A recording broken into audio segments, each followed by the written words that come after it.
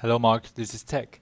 I'm a sophomore in your speaking and listening class. Today I'm going to read you a speech which is given by Casey Brown. Know your worth and then ask for it. No one will ever pay you what you're worth. No one will ever pay you what you are worth. They'll only pay they will only ever pay you what they think you're worth. And you control their thinking. Not like this. Although that would be cool. Adapter. That would be really cool. Instead, like this, clearly defining and communicating your value are essential to being paid well for your excellence. Anyone here want to be paid well? Okay? Okay, good. Then this talk is for everyone. It's got universal applicability. It's true if you're a business owner, if you're an employee, if you're a job seeker. It's true if you're a man or a woman. Now, I approach this today through the lens of the woman business owner because in my work, I've observed that women underprice more so than men. The gender wage gap is a well-traveled narrative in this country.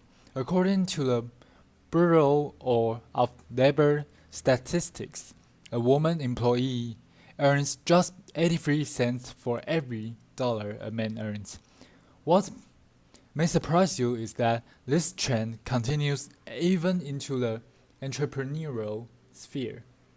A woman business owner earns just 80 cents for every dollar a man earns. In my work, I've often heard women express that they're uncomfortable communicating their value, especially early on in business ownership. Let's say things like, I don't like to toot my own horn. I'd rather let the work speak for itself. I don't like to sing my own praises.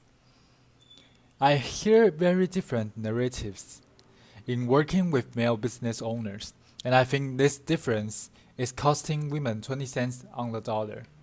I'd like to tell you the story of a consulting firm that helps their clients dramatically improve their profitability.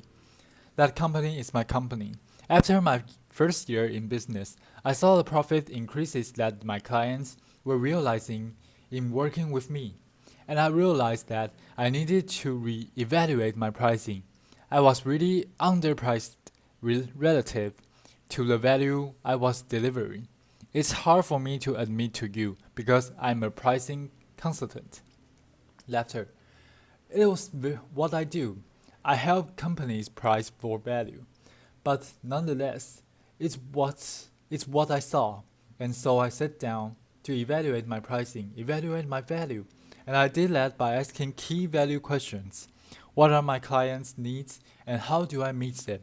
What is my unique skill set that makes me better qualified to serve my clients? What do I do that no one else does? What problems do I solve for clients? What value do I add?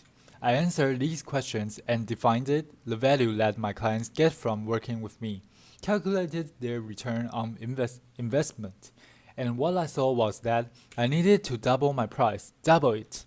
Now I confess to you, this terrified me. I'm supposed to be the expert in this, but I'm not cured. I knew the value was there. I was convinced the value was there, and I was still scared out of my wits. What if nobody would pay me that? What if clients said, that's ridiculous, you're ridiculous. Was I really worth that? Not my work. Mind you, but me. Was I worth that? I'm the mother of two beautiful little girls who depend upon me. I'm a single mother. What if my business fails? What if I fail?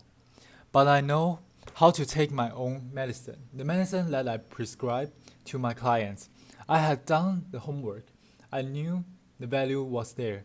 So when prospects came, I prepared the proposals with the new higher pricing and sent them out and communicated the value. How's the story ends? Clients continue to hire me and refer me and recommended me. And I'm still here. And I share this story because doubts and fears are natural and normal. But they don't define our value, and they shouldn't limit our earning potential. I'd like to share another story about a woman who learned to communicate her value and found her own voice. She runs a successful web development company and employs several people. When she first started her firm, and for several years thereafter, she would say, "I have a little web design company." She had actually used those words with clients. "I have a little web design company." In this and in many other small ways, she was diminishing her company in the eyes of prospects and clients, and diminishing herself. It was really impacting her ability to earn what she was worth. I believe her language and her style communicated that she didn't believe she had much value to offer. In her own words, she was practically giving her services away, and so she began her journey to take responsibility for communicating value to clients and changing her message. One thing I shared with her is that it's so important to find your own voice, a voice that's authentic and true to you.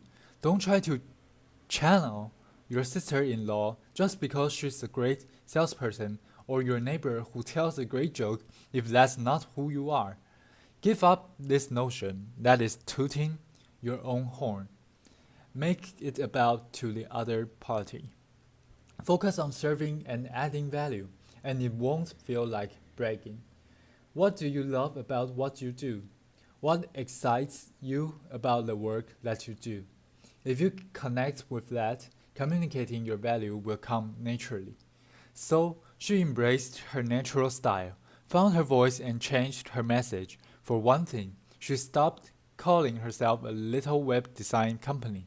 She really found a lot of strength and power in communicating her message. She is now charging 3 times as much for web design, and her business is growing. She told me about a recent meeting with a gruff and sometimes difficult client who had called a meeting questioning progress on search engine optimization.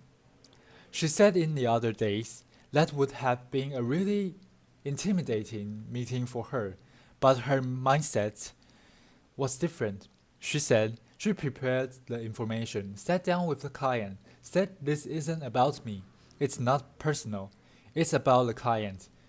She took them through the data, through the numbers, laid out the trends and the progress in her own voice and in her own way, but very directly said, "Here's what we have done for you." The client sat up and took notice and said, "Okay, I got it."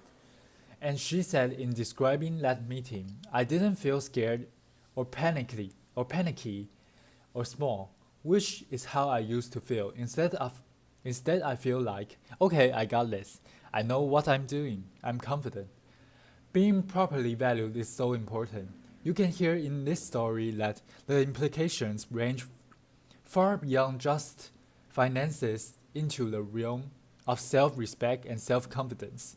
Today I've told 2 stories, one about defining our value and the other about communicating our value. And these are the 2 elements to realizing our full earning potential. That's the equation. And if you're sitting in the audience today and you're not being paid what you're worth, I'd like to welcome you into this equation. Just imagine what life could be like, how much more we could do, how much more we could give back, how much more we could plan for the future, how validated and respected we would feel if we could earn our full potential, realize our full value. No one will ever pay you what you're worth. They'll only ever pay you what they think you're worth, and you control their thinking. Thank you. Applause. Thank you.